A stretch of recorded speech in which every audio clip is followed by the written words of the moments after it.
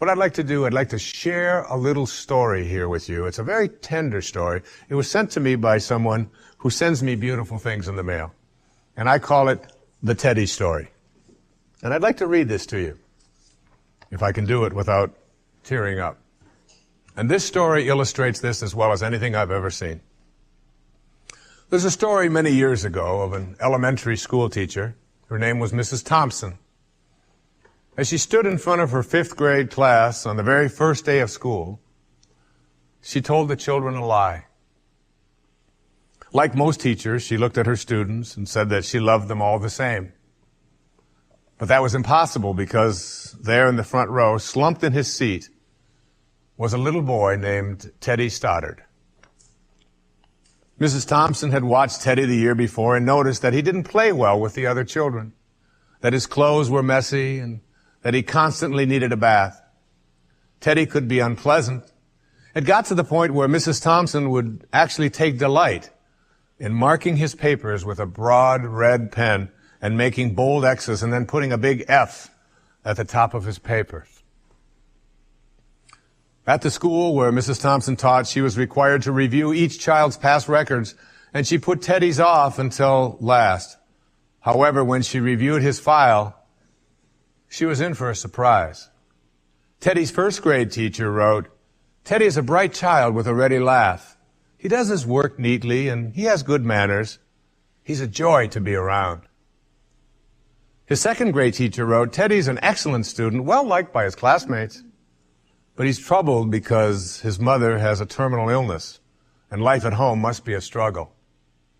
His 3rd grade teacher wrote, "His mother's death has been hard on him. He tries to do his best, but his father doesn't show much interest, and his home life will soon affect him if steps aren't taken." Teddy's 4th grade teacher wrote, "Teddy's withdrawn and doesn't show up much interest in school. He doesn't have many friends, and sometimes he even sleeps in class." By now, Mrs. Thompson realized the problem, and she was ashamed of herself. She felt even worse when her students brought her Christmas presents wrapped in beautiful ribbons and bright paper, except for Teddy's. His present was clumsily wrapped in heavy brown paper that he got from the grocery bag. Mrs. Thompson took pains to open it in the middle of the other presents. Some of the children started to laugh when she found a rhinestone bracelet with some of the stones missing and a bottle that was 1/4 full of perfume. But she stifled her children's laughter when she exclaimed how pretty the bracelet was, putting it on and dabbing some of the perfume on her wrist. Teddy Stoddard stayed after school that day just long enough to say, "Mrs. Thompson, today you smell just like my mom used to." After the children left, she cried for at least an hour. On the very day, she quit teaching reading, writing, and arithmetic, and instead, she began to teach children. Mrs. Thompson paid particular attention to Teddy. As she worked with him and his mind seemed to come alive, the more she encouraged him, the faster he responded. By the end of the year, Teddy had become one of the smartest children in the class, and despite her lie, became one of her teacher's pets. A year later, she found a note under the door from Teddy, telling her that she was still the best teacher he ever had in his whole life.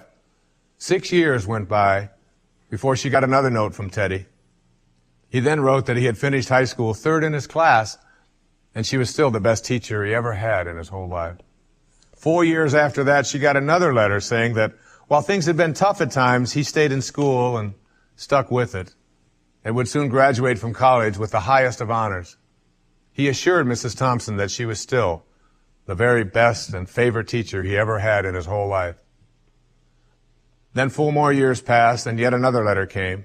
This time he explained that after he got his bachelor's degree, he decided to go a little further.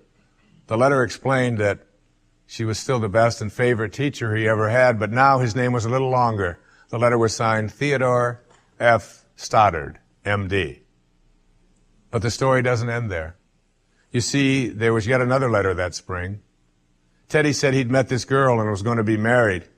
He explained that his father had died a couple of years ago, and he was wondering if Mrs. Thompson might agree to sit in the place at the wedding that was usually reserved for the mother of the groom. Of course, Mrs. Thompson did, and guess what? She wore that bracelet, the one with the several rhinestones missing. And she made sure she was wearing the perfume that Teddy remembered his mother wearing on their last Christmas together. They hugged each other, and Dr. Stoddard whispered in Mrs. Thompson's ear, "Thank you so much for making me feel important and showing me that I could make a difference." Mrs. Thompson came with tears in her eyes and whispered back, "Teddy, you have it all wrong. You were the one who taught me that I could make a difference. I didn't know how to teach until I met you." Isn't that a beautiful story? Yeah.